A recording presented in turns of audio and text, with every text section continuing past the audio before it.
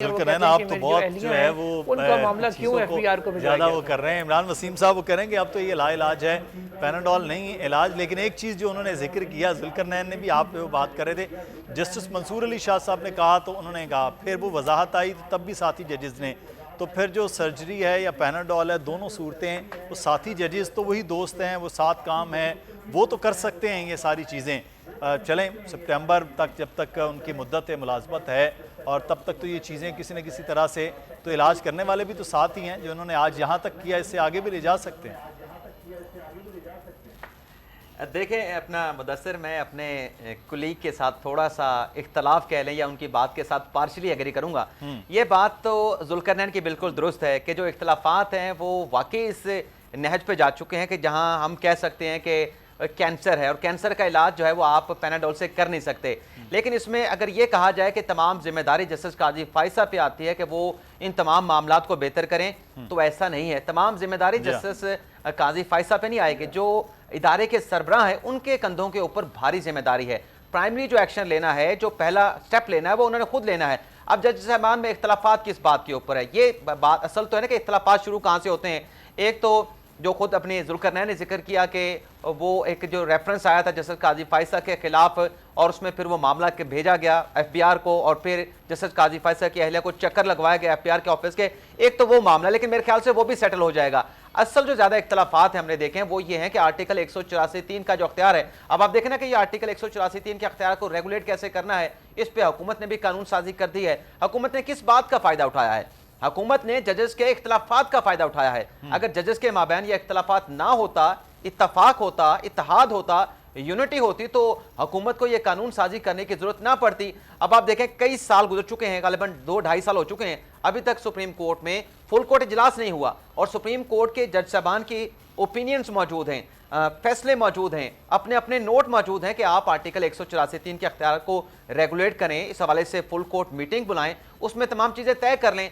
तो ये अगर मामला सुप्रीम कोर्ट इंतजामी साइड के ऊपर तमाम जज साहबान की फुल कोर्ट मीटिंग बुला के इसको अगर सेटल डाउन कर ले, तो चीफ साहब के पास तो वहाँ पे मेजोरिटी भी मौजूद है, तो मेरे ख्याल से इतना मसला नहीं होगा, तो आपको कदम उठाना होगा। दूसरा जो इख्तलाफ है वो इस बात के ऊपर है कि सुप्रीम जो जुडिशल कमीशन है जिसमें जजेस की तैनातियाँ होती हैं सुप्रीम कोर्ट ऑफ पाकिस्तान में, उसमें क्या सीनियरिटी का असूल अपनाया जाए या फिर मेरिट का होना चाहिए। इस पे दूसरे धड़े के जजेस का एक अपना असूल, अपना एक प्रिंसिपल स्टांस है, तो उसको भी बैठ के जो जुडिशल कमीशन के जजेस रुकन हैं सुप्रीम कोर्ट के, वो बैठ के तय कर सकते हैं कि कितना मेरिट होगा, कितना सीनियरिटी होगी, ये मामला भी हल हो सकता है। और तीसरा जो पॉइंट है, जो जस्टिस काजी फाइसा का रेफरेंस का मामला था, उस पर आप देखें कि वो रेफरेंस तो खत्म हो गया था, कलअदम करार दे दिया था 7-3 के फैसले के बाद 6-4 का फैसला है जस्टिस काजी फाइसा के हक में, तो हुकूमत ने उस पर एक क्यूरेटिव रिव्यू दायर किया था। वो जो क्यूरेटिव रिव्यू है उसके वापस लेने की हुकूमत ने दरखास्त दायर की थी और उसके ऊपर आर्गूमेंट हुए थे चीफ जस्टिस बंदयाल साहब के चैम्बर में। वो फैसला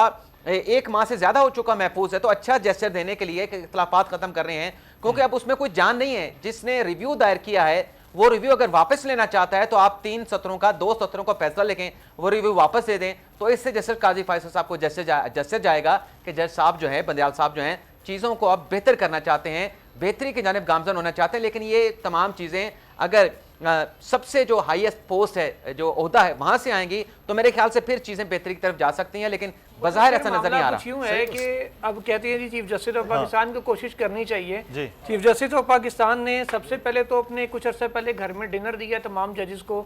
उसका मकसद भी यही था कि इख्तलाफात जो है ना उनको कम किया जाए, ख़त्म किया जाए, जो कोई मामला उसको बैठ के तय किया जाए।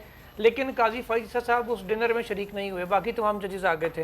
अब फिर और वो क्या करें, वो इख्तलाफात खत्म करने के लिए 2 रिटायर्ड जजेस, जब तक आपने फैसला महफूज रखा हुआ है, वो आपके घर डिनर के लिए क्यों आए? 2 रिटायर्ड जजेस सुना दें, फिर डिनर पे बुला लें। 2 रिटायर्ड जजेस जिनमें एक साबिक चीफ जस्टिस शामिल हैं और एक सीनियर जज थे, जिनके इन दोनों के साथ बड़े अच्छे ताल्लुकात थे, वो दोनों बीच में आए। एक बार एक डिनर के ऊपर, एक जज साहब की रिटायरमेंट पर डिनर हुआ था जजेस कॉलोनी में, उसमें उन दोनों ने बिठाया, दोनों को बातचीत करवाई। उसके बाद जस्टिस फाइज ईसा और चीफ जस्टिस एक बेंच में हमें नजर आए 1 हफ्ते के लिए, लेकिन उसके बाद भी वो मामला आगे ज़्यादा चल नहीं सका।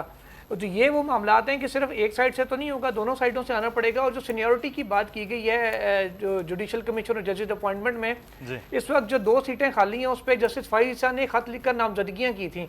पहली नामजदगी उन्होंने की जो इस वक्त सूबाई चीफ जस्टिस हैं चारों पांचों हाई कोर्ट्स के, उनमें सीनियर तरीन है जस्टिस अहमद अली शेख साहब जो सिंध हाई कोर्ट के चीफ जस्टिस हैं, उनकी। यहाँ तक तो चले सीनियरिटी प्रिंसिपल समझ में आ गया। उसके बाद वो जब सीनियरिटी प्रिंसिपल के ऊपर इतना स्ट्रिक्ट स्टांस लेते हैं तो जस्टिस मुसर्रत अली जो जूनियर मोस्ट हैं तमाम चीफ जस्टिस में, उनको भी साथ नामजद कर दिया। तो फिर आपका सीनियरिटी प्रिंसिपल कहाँ गया?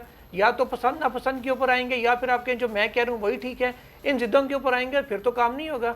कमीशन में फिर हमेशा मेजोरिटी से फैसले आते हैं। यही वजह है कि जब तक इफेक्ट, आपको एक और भी मैं बात बताऊँ, ये बात है 13 अप्रैल की जी। उस वक्त जब पेशावर हाई कोर्ट के जजेस का मामला था, उसके बाद जो बार काउंसिल के अरकान है उन्होंने कहा कि जी सुप्रीम कोर्ट में अभी 2 सीटें खाली हैं, KPK के जज साहब रिटायर हुए हैं, तो इस हवाले से कुछ आप लोग आपस में बैठ के तय करें कि वो जजेस की सीटें कैसे फिल करनी है। चीफ जस्टिस ऑफ पाकिस्तान जो जुडिशल कमीशन के तमाम 5 मेंबरान जजेस हैं उन समेत अपने चैम्बर में आ गए। वहाँ पर ये अब ये बात शुरू हुई, चीफ जस्टिस ने कहा हम आपस में सारे जुडिशल मेंबरान बैठ के तय कर लेते हैं कि किसको लाया जाए किसको ना लाया जाए, ताकि पहले ही इत्तेफाक हो जाए, ताकि जब मामला नाम फ्लोट हो तब कमीशन के इजलास में बदमज़गी ना हो। वहाँ पे जब ये मामला चीफ जस्टिस ऑफ पाकिस्तान ने उठाया, उन्होंने कहा कि जी जो KPK की सीट है इसके ऊपर हम सिंध का बंदा कैसे लेके आ सकते हैं, क्योंकि रिटायरमेंट KP से हुई है तो KPK की सीटें जो जजेस हैं वो कम हो रहे हैं, तो मुनासिब ही होगा अगर हम वहाँ से किसी को ले आए। चीफ जस्टिस ने यह भी कहा कि जस्टिस मुसर्रत अली को तो अभी 1 दिन हुआ चीफ जस्टिस बने हुए, उनको हम कैसे ला सकते हैं। इस बात के ऊपर तल्ख कलामी और मामला इतना बढ़ गया कि जस्टिस मंसूर अली शाह को, जस्टिस फायजी साहब को कमरे से बाहर ले जाना पड़ गया, और उसके बाद से आज तक ये मामला खुडे लाइन लगा हुआ है। जब एक बंदा कह लें कि वो इस हद तक जा रहे हैं कि एक दूसरे को देखने को बर्दाश्त नहीं होंगे, तो फिर ये इख्तलाफात ऐसे वन साइडेड खत्म नहीं होंगे। एक बंदा जितना मर्जी खाने पे दावतों में बुलाता रहे, या दूसरे ने तय कर लिया कि मैंने आना ही नहीं है, मतलब है कि मामला जो है वो इतने सादा और आसान जो है वो नहीं है। मैं क्विकली, अगर इमरान साहब आप रिस्पॉन्ड करना चाहेंगे, फिर उसके बाद मैं आगे बढ़ना है मुझे। अपने अभी जुल्करनैन जो बात कर रहे थे उसके उनकी अपनी बात के अंदर एक कंट्राडिक्शन मौजूद है कि जो पेशावर हाई कोर्ट की चीफ जस्टिस हैं मुसर्रत अली साहबा, वो जूनियर जज हैं, और फिर खुद ही बता रहे थे कि काजी साहब ने अपना बंदियाल साहब ने कहा जो मीटिंग हुई जस्टिस काजी फैसल के साथ के टर्न जो है वो खैबर पख्तूनख्वा से है, तो जज जो आना है वो खैबर पख्तूनख्वा से आना है। तो अगर काजी फैसल साहब ने नाम दिया है मुसर्रत अली साहबा का, तो वो तो फिर कोटे की बुनियाद पर दिया है, क्योंकि टर्न KPK की जो पेशावर हाई कोर्ट है उनकी चीफ जस्टिस की बनती है, उस अदालत की बनती है, उस हाई कोर्ट की बनती है। तो एक तो ये बात मैंने बतानी थी। दूसरा ये है, मैं ये कह रहा था कि तो चला गया ना फिर। नहीं, सीनियरिटी प्रिंसिपल आपने कोटे के अंदर सीनियरिटी प्रिंसिपल नहीं आपने करना। अगर आप कोटा नहीं है कोई सर, कोटा सिस्टम है, कोटा सिस्टम है। इस बार बारी आनी है सिंध हाई कोर्ट की और खैबर पेशावर हाई कोर्ट की, उसके बाद जो है बारी जो है वो आएगी अपना लाहौर हाई कोर्ट की और बलोचिस्तान से। बलोचिस्तान की अभी बारी आने नहीं वाली, क्योंकि पहले 2 का कोटा पूरा है, काजी साहब है और जमाल खान मंदूखेल साहब हैं। अब इसमें ज़ाहिर सी बात है कि मैं जैसे पहले कह रहा था कि आपने पहला कदम चीफ साहब ने उठाना है, इदारे के सरबराह वो हैं। अब ये जो बात की ना कि वो डिनर पे बुलाया था और काजी साहब नहीं गए थे, उसमें देखे ना कि अगर आपका एक फैसला किसी जज साहब के पास महफूज हो, तो क्या मॉरली आपका बनता है कि जिसने आपकी किस्मत का फैसला महफूज कर रखा है वो आपको डिनर पे बुलाए और आप चले जाएं, आप खुद भी जज हों वो भी जज हों। तो मेरे ख्याल से उन्होंने ठीक फैसला किया था, मुनासिब फैसला किया था। अगर आपको ये वीडियो पसंद आई है तो सब्सक्राइब कीजिए और बेल आइकॉन को प्रेस कीजिए। इंतजार था ना, चलो इस बार वो करते हैं जो इससे पहले किया ही नहीं। किस्मत की आंखों में आंखें डाल के जीतना होगा। सब में है शेर जैसी राह, जर्रा जर्रा भी हर कंटेस्टेंट को लगेगा पहाड़। लड़खड़ाना नहीं है, खोल दो अपने पंख अगर आसमान छूना है। अबे लग रहा है ये सब पहले भी कहीं सुना है। एंटरटेनमेंट की गारंटी जनाब, क्योंकि यहाँ खेलोगे कूदोगे तो बनोगे नवाब। खुश रहो पाकिस्तान। खुश रहो पाकिस्तान, बुध और जुमेरात शाम 7 बजे सिर्फ बोल एंटरटेनमेंट पर। सब्सक्राइब करें और बेल दबाएं ताकि कोई खबर रह न जाए।